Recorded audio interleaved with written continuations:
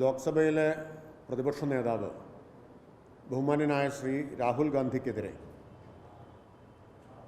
26-ാം തീയതി ന്യൂസ് 18 ചാനലിൽ വിവിധ രാഷ്ട്രീയ പാർട്ടി പ്രതിനിധികൾ പങ്കെടുത്ത ചർച്ചയ്ക്കിടയിൽ ഉണ്ടായ അഭിപ്രായ പ്രകടനം ഒരു തരത്തിലും നീതീകരിക്കാനാവാത്തതാണ്, അങ്ങേയറ്റം സംസ്കാരശൂന്യമാണ്.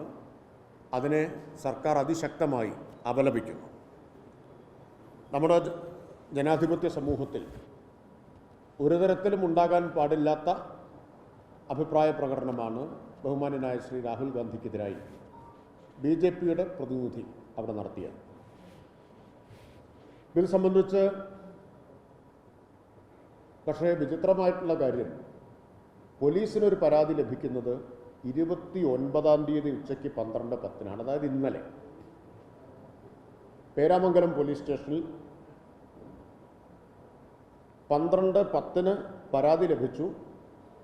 1:49 ക്രൈം 946/2025 നമ്പറായി BNS നിയമത്തിലെ 192, 352, 351(2) എന്നീ വകുപ്പുകൾ പ്രകാരം BJPയുടെ പ്രവർത്തകനായ ഒരു പ്രിൻറ്റു മഹാദേവനെ പ്രതി ചേർത്തുകൊണ്ട് അയാളാണ് ഈ പരാമർശം നടത്തിയത്. പോലീസ് കേസ് രജിസ്റ്റർ ചെയ്ത് അന്വേഷണം നടത്തിക്കൊണ്ടിരിക്കുകയാണ്. 27-ന് ബിബിൻ മാമൻ എന്ന ഇമെയിൽ ID-യിൽ നിന്ന് തിരുവല്ല SHOയ്ക്കും പകർപ്പ് പോലീസ് മേധാവിക്കും ലഭിച്ചൊരു പരാതിയിൽ തുടർ നടപടി സ്വീകരിക്കാൻ തിരുവല്ല പോലീസ് പരാതിക്കാരനെ ബന്ധപ്പെടുകയുണ്ടായി. 27-ന് ഇമെയിലായിട്ട് കിട്ടിയതാണ്. SHOയ്ക്ക് കിട്ടിയതിൻ്റെ പകർപ്പ് പോലീസ് മേധാവിക്കുണ്ടായിരുന്നു. അതിനടിസ്ഥാനത്തിൽ ഉടൻ തന്നെ പരാതിക്കാരനെ ബന്ധപ്പെട്ടു. പക്ഷേ പരാതിക്കാരൻ്റെ മറുപടി ലോക്സഭാ പ്രതിപക്ഷ നേതാവിനെ കൊല്ലുമെന്ന് ഭീഷണിപ്പെടുത്തിയതിനുള്ള മനോവിഷമത്തിൽ പരാതി തന്നതാണ്, തുടർ നടപടികൾക്കൊന്നും താല്പര്യമില്ല എന്നാണ് അറിയിച്ചത്. അപ്പോൾ ഇതാണ് ഇതിൻ്റെ വസ്തുത. ഇന്ന് പ്രതിപക്ഷം ഈ പ്രശ്നം ഉന്നയിച്ച് ഒരു നാടകമാണ് സഭയിൽ നടത്തിയത്. യഥാർത്ഥത്തിൽ 26-ന് ഈ സംഭവം ഉണ്ടായി. ഇന്നലെ സഭയുണ്ടായിരുന്നു. വിചിത്ര ഗൗരവത്തിൽ പ്രതിപക്ഷം കണ്ടിരുന്നുവെങ്കിൽ അടിയന്തര പ്രാധാന്യമുള്ളൊരു പ്രശ്നമായിട്ട് അവർക്ക് തോന്നിയിരുന്നെങ്കിൽ ഇന്നലെ അടിയന്തര പ്രമേയം ഉന്നയിക്കാമായിരുന്നല്ലോ. എന്തുകൊണ്ടാണ് ഇന്നലെ അടിയന്തര പ്രമേയം ഉന്നയിക്കാതിരുന്നത്? ഇന്നലെ ബില്ലിൻ്റെ ചർച്ചയ്ക്കിടയിൽ CPIM-ൻ്റെ അംഗം U പ്രതിഭ ഈ പ്രശ്നത്തിൽ എന്തുകൊണ്ടാണ് നിങ്ങൾ ഇതുവരെ ഒരു പരാതി പോലും കൊടുക്കാത്തത് എന്ന് സഭയിൽ പറഞ്ഞപ്പോഴാണ് ഉച്ചയ്ക്ക് പരാതി വരുന്നത്. ആ പരാതിയിൽ അപ്പോൾ തന്നെ പോലീസ് കേസെടുക്കുകയും ചെയ്തിട്ടുണ്ട്.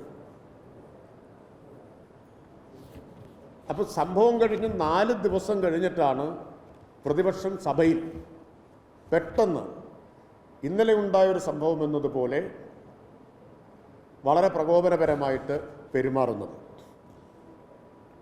അപ്പോൾ രാഹുൽ ഗാന്ധിക്കെതിരായിട്ടൊരു പരാമർശം നടത്തിയിട്ട് പോലും പ്രതികരിക്കാൻ 4 ദിവസം അവർക്ക് വേണ്ടി വന്നു എന്നുള്ളതാണിത് കാണുന്നത്. ഇതിൽ പ്രതിപക്ഷം ഉന്നയിക്കുന്ന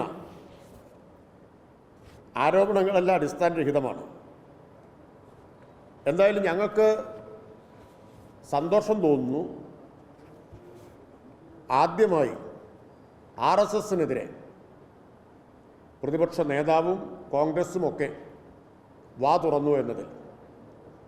പക്ഷെ അതിന് പോലും രാഹുൽ ഗാന്ധിക്കെതിരായിട്ടുള്ള ഭീഷണികൾ ഉണ്ടായി 4 ദിവസം വേണ്ടി വന്നു. ഇപ്പം ന്യായമായും തോന്നുന്നൊരു സംശയം എന്താണെന്ന് വെച്ചാൽ, വലിയ സമ്മർദ്ദത്തിന് വിധേയമായിട്ടാണ് ഇന്നെങ്കിലും ഈ പ്രശ്നമൊന്ന് അവർ ഉന്നയിച്ചത് എന്നാണ് മനസ്സിലാക്കേണ്ടത്. AK ആൻ്റണിയുടെ ഒരു പത്രസമ്മേളനത്തിൻ്റെ അനുഭവം വളരെ മുമ്പല്ലല്ലോ. ഈ സഭ തുടങ്ങി ആദ്യത്തെ ദിവസം വന്ന അടിയന്തര പ്രമേയത്തെ ചൊല്ലിയാണല്ലോ ശ്രീ AK ആൻ്റണിയുടെ പത്രസമ്മേളനം ഉണ്ടായത്. എനിക്ക് വേണ്ടി പറയാൻ സഭയിൽ ആരും ഉണ്ടായില്ല എന്ന് ശ്രീ AK ആൻ്റണി പറഞ്ഞു. അതുകൊണ്ട് ഞാൻ എന്നെ സ്വയം പ്രതിരോധിക്കുന്നു എന്ന് പറഞ്ഞുകൊണ്ടാണ് പത്രസമ്മേളനം നടത്തിയത്.